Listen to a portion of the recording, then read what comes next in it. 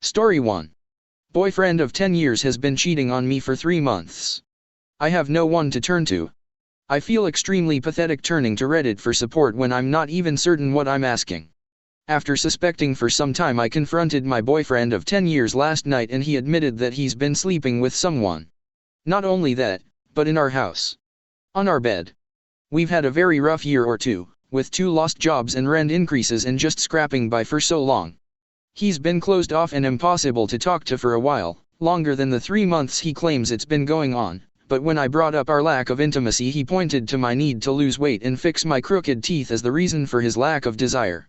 We have continued to best friends and romantic on occasion, but I really left that he was just stressed from our financial situation, and if I continued to love and support him, while trying to get my physical issues in hand, we would come out of as we've come out of difficult patches in the past. We have a good life. We both have decent paying jobs now. We have amazing friends and enjoy doing nerdy things together many times a week. We play MMOs, board games, go sailing. Our whole lives are tied into each other. We've been together a decade. I'm hurt. Obviously. I feel like my insides have simply been removed and I'm not sure why I'm still breathing. But I'm not sure if I'm scared of losing him or of losing everything that we've enjoyed for so long. I still love him. That probably makes me an idiot, but I do. Once he confessed, we talked for hours about what's been going on in our relationship, where the broken things are, and I almost felt relieved that we were finally talking about things, finally connecting. I told him that I believe in us. That he's been an idiot, both in cheating and in closing himself off and being afraid of facing his/our problems, but I still think that we have a chance. I told him that if he leaves his other girl, who honestly, based on the amount of time he's actually been home with me and out doing things with me in the past few months, seems more like says than love, then we can stay together for a few months and try to make things work. That I won't tell our friends, who would be so outraged at his actions that they would stop speaking to him, as long as we're trying to make it work. We cried. We hugged. We talked. But he said he just needed time to think about it. I slept on the couch, because our bed is tainted, and now we're both at work. I'm terrified of what is going to be waiting for me when I get home today. Terrified that I'm making the wrong choice in giving him a chance, even with a time limit. And since I agreed not to tell any of our friends, and all of our friends are mutual, I have no one to even talk to. So that's why I'm unloading on you, poor Reddit. Thank you for reading. Even just getting this all out helps. Edit 1. We just spoke via text because I realized that our regular Pathfinder group meets tonight and we should cancel if we're not going. So we had a discussion about if we still want to go and if it would feel weird. We agreed that we don't know if it would feel weird, but we're going to try going. Because my life is insanity and the Luna bar I just forced myself to eat tastes like ashes. Edit 2. Thank you all so much for your support and kicks in the ass. Both are very much needed. I wanted to clarify a few things. We haven't been intimate in a long while. The excuse of my weight and teeth were given earlier discussion trying to get things back on track.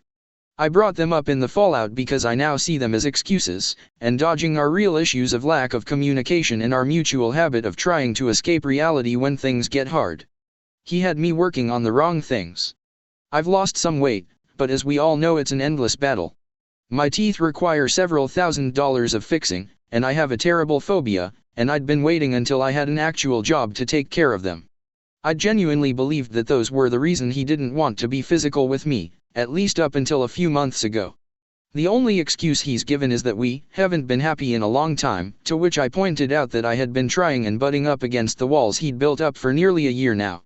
It feels wrong to defend him in any way, because what he did is undefendable, but we've been through a lot of rough patches and he's not jumping ship at the first sign of distress by a long shot. That is a large factor in why I'm so willing to forgive.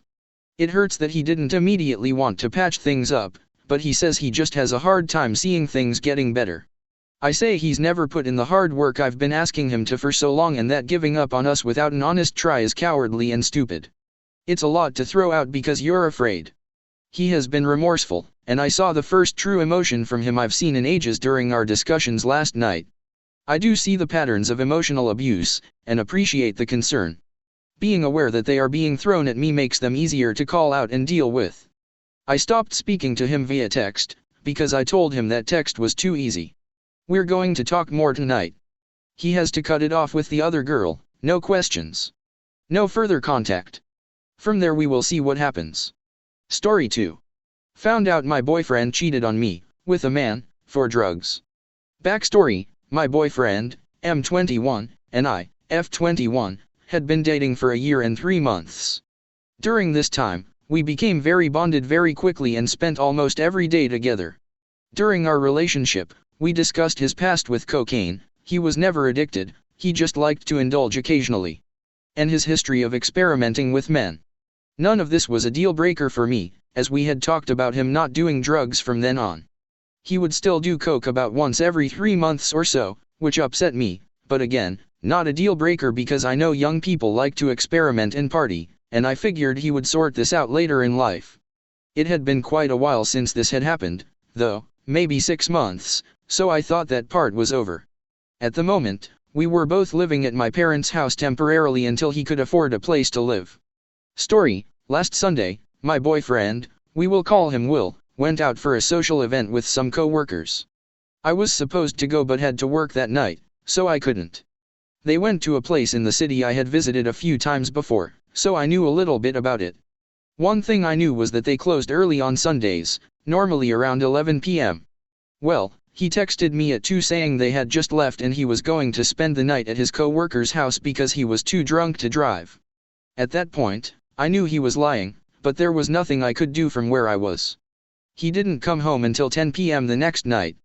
I asked him where he was, and he said he got food poisoning and couldn't drive. Then I asked him where he was last night after he went out with his co-workers, and he admitted that he had gone to a strip club. I didn't really care about him going to a strip club, but I was very unhappy that he lied to me.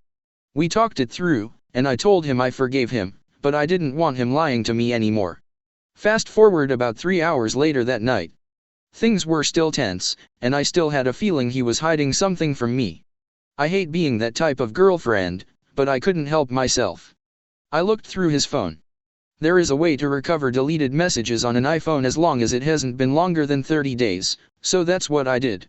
I found a lot of deleted messages, most of them about how coked out he was and him trying to find more drugs, and then I saw the proof.